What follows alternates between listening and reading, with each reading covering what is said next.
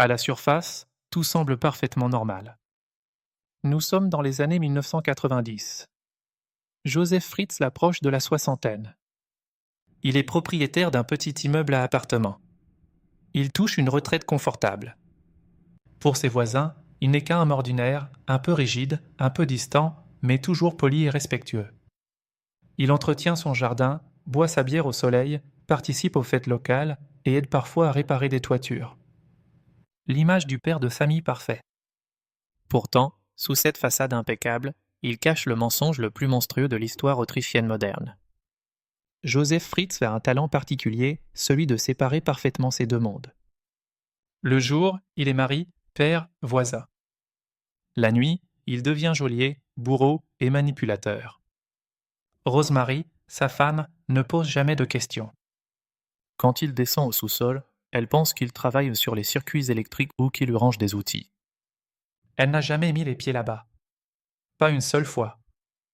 À la fin des années 1990, Fritz renforce encore sa cachette.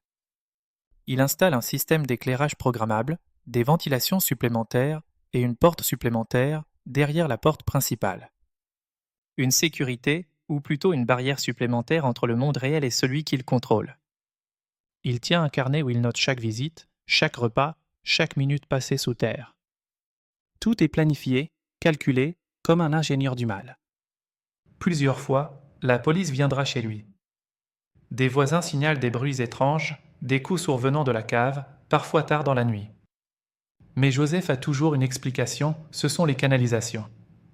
J'entretiens le chauffage. Je fais quelques travaux. Et à chaque fois, la vérité reste à quelques mètres sous leurs pieds. Pour entretenir son image, Fritz écrit des lettres soi-disant envoyées par Elisabeth. Des dizaines de pages inventées détaillant une vie imaginaire. Je vis dans une communauté spirituelle. Nous prions chaque jour. J'ai trouvé la paix. Rosemary les montre à ses amis, fière de sa fille libérée. Elle n'a aucune idée qu'Elisabeth, sa véritable fille, est juste là, à 10 mètres sous ses pieds, prisonnière d'un monde sans fenêtre.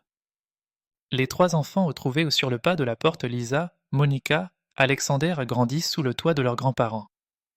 Fritz explique à tout le monde qu'ils sont les enfants d'Elisabeth, abandonnés par la secte. Personne ne trouve ça étrange. Il obtient même une aide financière de l'État pour s'occuper d'eux. Ces deux mondes coexistent sans jamais se croiser. Et cette harmonie trompeuse durera plus de 20 ans. Joseph Fritz vit dans un théâtre qu'il contrôle entièrement. Chaque rôle est distribué, chaque illusion maintenue. Il est à la fois metteur en scène, acteur et spectateur de sa propre pièce. Et puis il trompe le monde, puis il se sent puissant.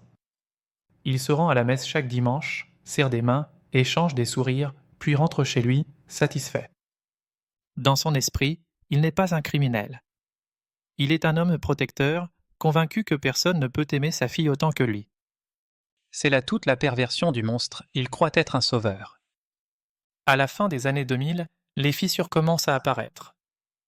Elisabeth, vieillie, affaiblie, réclame plus de nourriture, plus d'air. Les enfants du sous-sol tombent souvent malades. Les odeurs de moisissure remontent parfois par les conduits d'aération. Et pour la première fois, Fritz sent que quelque chose lui échappe. Il renforce encore les murs, mais l'équilibre commence à se fissurer. Après 24 ans de domination, il ne le sait pas encore, mais la fin de son empire approche.